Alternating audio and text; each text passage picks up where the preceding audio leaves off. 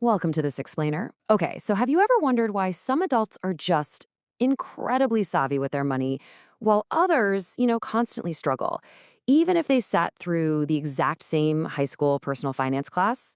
Well, today we're going to decode a really fascinating report from the Consumer Financial Protection Bureau, the CFPB. We're diving into their developmental model to uncover exactly how, and honestly, more importantly, when we acquire the skills we need for true financial capability. Let's kick things off with a pretty crucial question. Where and when do we actually acquire the foundations of financial capability? For a really long time, the assumption has kind of just been that money management is something you pick up right before you need it. Maybe in an econ class senior year, or the moment you get handed your first credit card. But as you'll see, the research tells a completely different story. The CFPB's research captures this perfectly, noting that adult financial capability most likely stems from three interlocking youth developmental building blocks. This is a massive insight.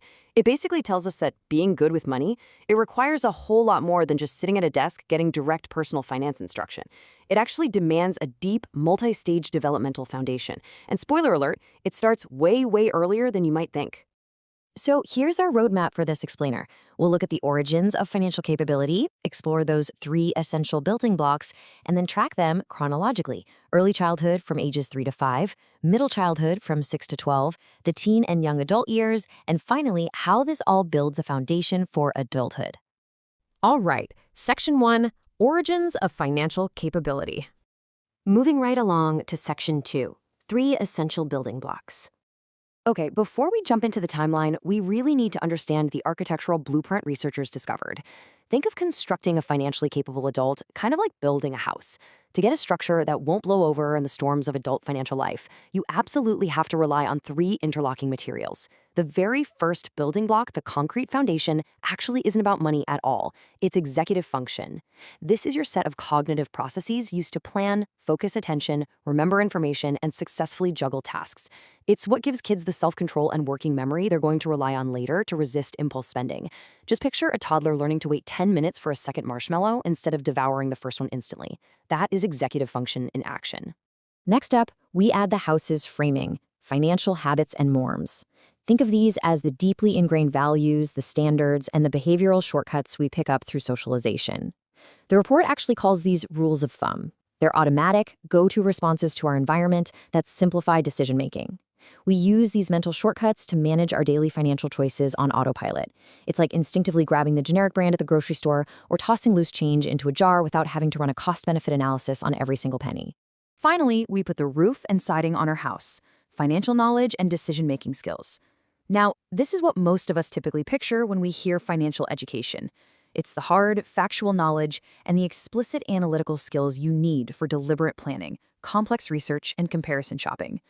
But notice here, it is just one piece of a three-part structure. Without the foundation and the framing, the roof just caves in. This developmental model is brilliant because it elegantly maps those three essential building blocks, executive function, habits and norms, and knowledge, straight across the three primary stages of youth development. You can really see how the focus totally shifts depending on the kid's age. So let's break this matrix down stage by stage. Section 3, Early Childhood, focusing on ages 3 to 5. So during these highly formative years from 3 to 5, we obviously aren't sitting them down to explain compound interest. Instead, this is the phase where executive function develops at warp speed. It's all about supporting future-oriented behaviors and learning to delay gratification.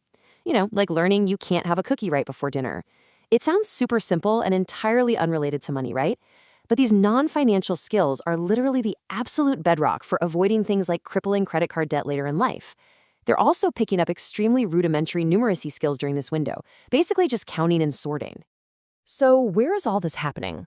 While the primary platforms for pouring this foundation are simply the home, daycare, or preschool, kids at this age are learning heavily through observation and practice. Parents and caregivers have the absolute most influence right now. It's those tiny, everyday interactions that shape impulse control, rather than explicitly sitting down with a piggy bank or a ledger.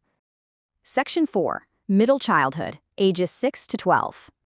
Now we're in the period where the cognitive framing of our house really starts going up. This is the stage where financial habits and norms are readily acquired. Kids are starting to grasp abstract concepts, and they're actively developing their very own attitudes about money. They start weighing contrasting values, like frugality against materialism. Think about it. Do they spend their birthday money on a new video game today, or save it up for a bigger prize later? By getting a little bit of real-world experience managing their own small resources, they start deciding what they actually value. And while the home definitely remains vital, notice how the child's village expands significantly here. Financial socialization is now heavily influenced by their broader community, the media they're consuming, their friends, and their schools. Implicit learning still dominates, meaning they're absorbing norms just by watching what everyone else does, but we also start seeing way more opportunities for explicit learning about basic money management. Which brings us to Section 5, Teens and Young Adults, ages 13 to 21. As we enter adolescence and young adulthood, the financial stakes suddenly get much, much more real. The absolute crucial takeaway for this age group is that financial knowledge and decision-making skills only truly crystallize when they become personally relevant. It's during these teen years that cognitive faculties like complex information processing really strengthen. Because they're suddenly facing independent, consequential decisions, buying a car, taking out student loans, figuring out taxes on a first paycheck. That's when explicit financial knowledge and deliberate problem solving finally become cemented in their brains. At this stage, the learning pathways shift heavily towards schools and formal instruction. But the most critical element highlighted by the CFPB is experiential learning. This means we have to give teenagers a safe environment to take initiative, practice making real financial choices, and actually feel the consequences of those choices, ideally with some adult oversight. You just can't read your way to financial literacy. At this age, you have to practice using money. Trust me, it's way better to let them make a $50 mistake under your roof today rather than a $5,000 mistake out on their own tomorrow. All right, our final stop, Section 6, A Foundation for Adulthood. Ultimately, the whole goal of this developmental model is to futurecast these youth milestones directly into adult financial well-being. This table perfectly illustrates how each childhood phase translates into adulthood. Remember that toddler's foundational executive function?